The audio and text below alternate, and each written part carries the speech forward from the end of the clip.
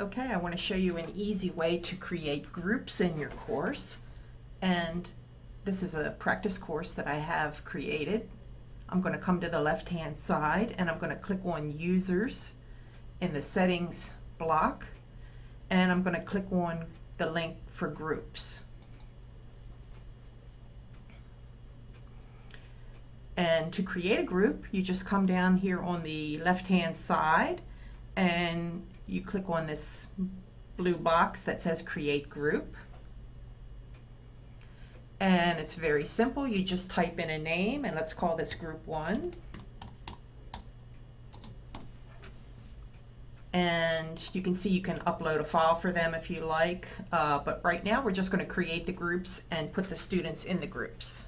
So scroll down to the bottom and click on Save Changes, and you have Group 1. We're going to create 3 groups, so we're going to click on this box to create a second group, and we're going to name it Group 2.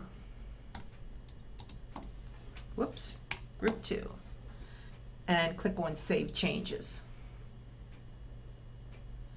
And let's do one more, and we're going to create Group 3. And click Save Changes. Now we have 3 groups, and you can see there, following each title, there is a number in parentheses, and that tells you how many people are in each group. So the first thing I have to do is add some users, and let's start with Group 1. I'm going to come to the right here and click on the link that says Add or Remove Users. And this shows you everyone that's enrolled in the course. So basically you just click on the ones that you want to add. And let's say I'm going to add these 2, and then click on the Add button. And they move over to the box here that says Group Members. Okay, so that's all I want to put in Group 1. I'm going to come down to the bottom here and click on where it says Back to Groups. And now you can see Group 1 has 2 people in it, and it shows you the 2 people right here. All right, I'm going to click on Group 2, and I'm going to add and remove users, so I'm going to click on that button. And in this group, I'm going to add 2 people, and click the Add button.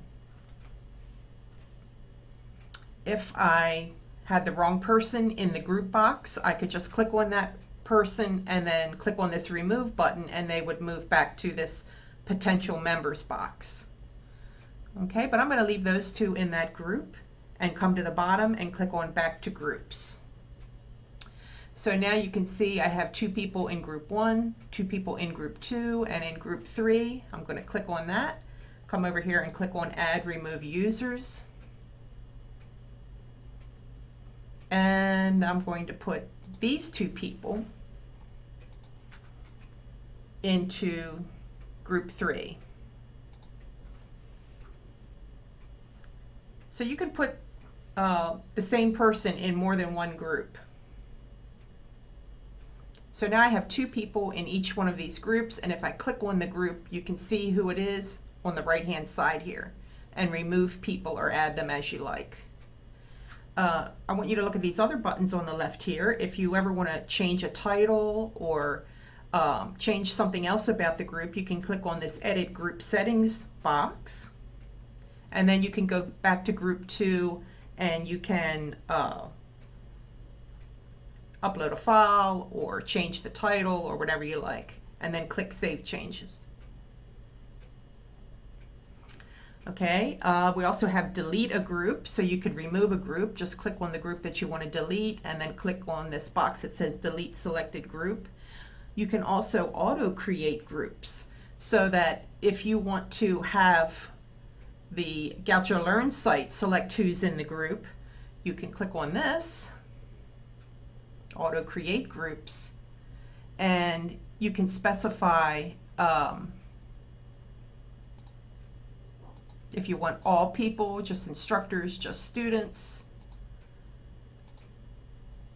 You can put in a number So if you want to have 10 people in each group, you would just put 10 here, and then you could preview it and then submit it. So let's say you have 60 people in your class, you could put 20 in this group member count, and then it would automatically, you can see it's not going to let me do that because it's required, but since I don't have that number of people in this class, I'm going to cancel.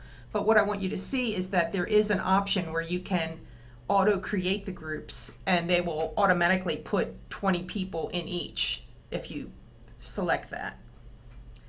And you can also import groups from other courses. But for now, let's just stick with creating a group, editing a group, and adding and removing users. And then let's go back inside the course. And when you have a forum, like let's say we wanted to have the students come to this cafe forum, and if I'm a student in a certain group, I will only see a discussion topic that is created for my group. So as an instructor, when I add a new discussion,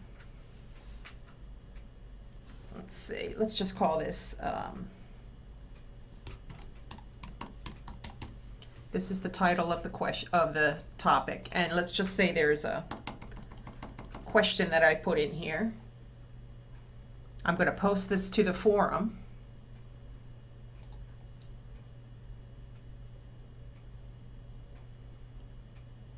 And I can assign, let's go back inside the course, I can assign this question to individual groups. And let me show you how I do that.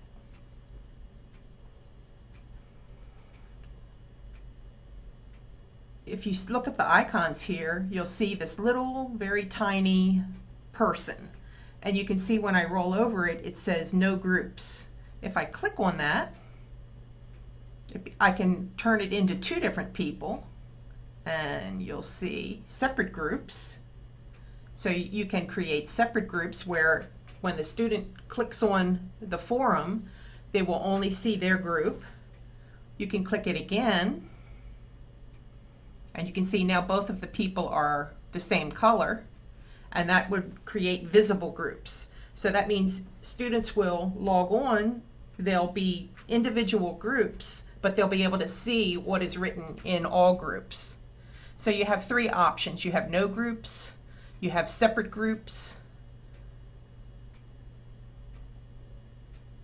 and you have visible groups. And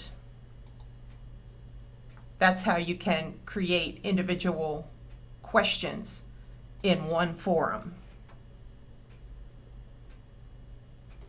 Okay, and so that's what I wanted to show you in reference to how to use the groups. But to create the groups, you need to come to the course, and in the left-hand column, go to Users and Groups. And here is where you would create the groups.